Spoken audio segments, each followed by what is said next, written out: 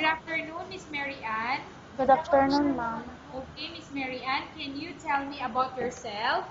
My name is maryann maballo. I'm 29 years old. I was born on March 29, 1987. I have a 4 kids. Okay, I have a few questions for you to answer, so let's start. Why do you want to work as a maid? Because I have a experience as a maid, ma'am. Okay, why you choose Malaysia when there is a lot of other country? Because Malaysia is a nice country, ma'am. Okay, how are you qualified for this job? I'm qualified this job, ma'am, because I'm a hardworking and honest man. May I know what is your education level is? I still graduate, ma'am. What is your recent working experience? Housemaid, ma'am. Have you worked abroad before? No, ma'am. Do you have experience of taking care of baby? Yes, ma'am. And whose baby you are taking care of? My kids, ma'am. How about elder or older people? Do you have the experience? Yes, ma'am. Okay, whose elder you are taking care of? My grandmother, ma'am. How old is your grandmother when you take care of her? 78 years old, ma'am. Do you have do you have any other special skills? Yes, ma'am. May I know what are your special skills? Like cooking, washing the clothes, and cleaning properly. Yes, ma'am. Okay. Are you willing to learn new skills? Yes, ma'am. Are you willing to work with a family where the mother-in-law or any relatives stay together? Yes, ma'am. Currently, are you still working now? Yes, ma'am. May I know what is your work now if you are still working? Housemaid, ma'am. Do you know how to cook? Yes, ma'am.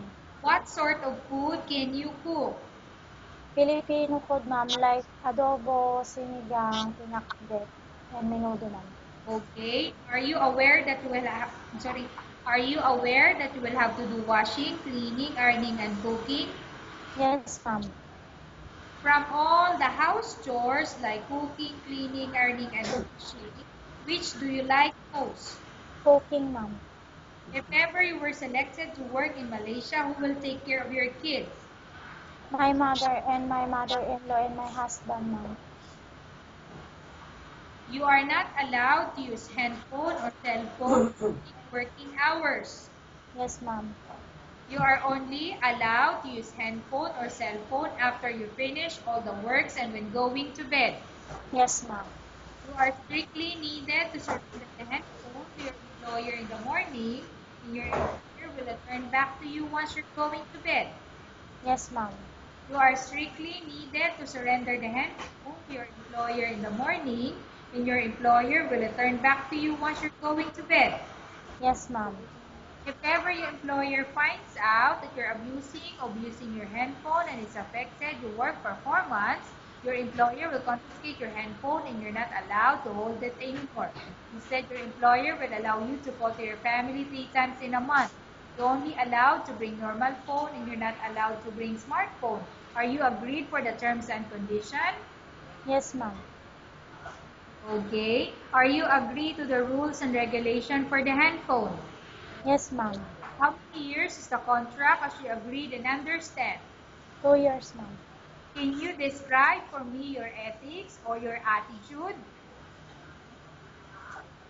I'm willing to undergo training any any work, ma'am. Okay, so I'm asking about your attitude. Can you describe for me your attitude? Hardworking, ma'am. How can you assure to us that you will work hard in Malaysia? You can repeat, ma'am. Okay, so Miss Mary Ann, how can you assure to us that you will work hard in Malaysia? What will be your promises that you can work hard in Malaysia? Hardworking and outside the house, ma'am. Okay, so you will work hard. Okay. Yes, ma'am. Aside from that, what will you do? Or what will be what are your, no, as an employer, for example, what will be my assurance that you will work hard in Malaysia? Aside from you will work hard, what will you do aside from that? I will follow instruction whatever you tell me, ma'am. Okay. Can you promise not to use the telephone without the permission of your employer? Yes, ma'am. Can you promise not to put on makeup but to dress properly while work? Yes, ma'am. Can you promise not to invite friends and relatives without the consent of your employer?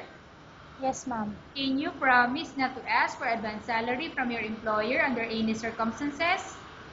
Yes, ma'am. Do you really understand of the rules and regulation of the agency? Yes, ma'am. Do you pay any placement fee for you to come to Malaysia to work as a maid? Do you pay? No, ma'am. Do you have any history of sickness? Example, breast cancer or No, any ma'am. illness? No, ma'am. Suffer from any skin diseases, allergy, or physical defect? No, ma'am. Have you suffered from any serious illness? Ma'am? Have you suffered from any serious illness or sickness? Miss Maryann, have you suffered any serious sickness or illness before? No, ma'am. Do you smoke? No, ma'am. Do you have any tattoo in your body? No, ma'am. Do you take any prohibited drugs? No, ma'am. Have you undergone any operation or surgery? No, ma'am. Are you medically fit? Are you fit to work? Yes, ma'am. Are you in any medication? Ma'am? Are you in any medication? Are you taking any medication? No, ma'am. Are you allergic with any food? No, ma'am. Are you prepared to work for the employer of any race? Yes, ma'am. Are you prepared to eat the type of food taken by your employer? Yes, ma'am. Are you afraid of being left alone in the house? Ma'am? Are you afraid of being left alone in the house? No, ma'am. Are you afraid of dogs or other pets? No, ma'am.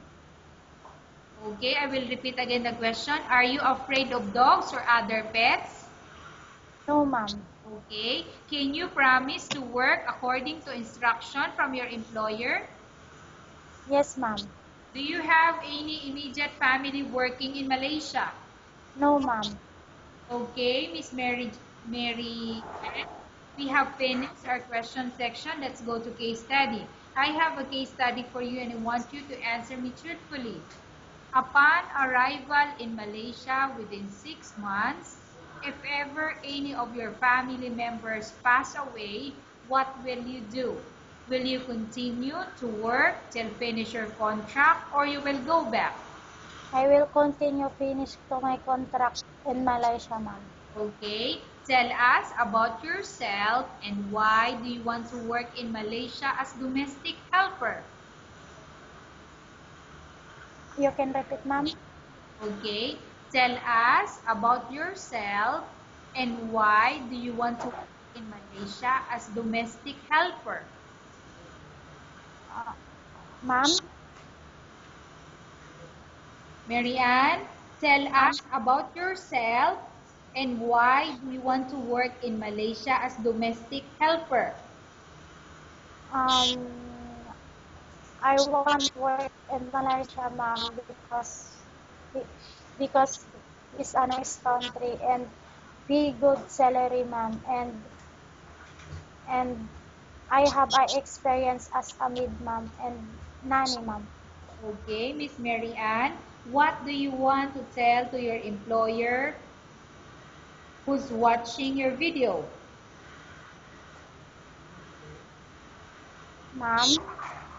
Maryann, what do you want to tell to your employer who watching your video?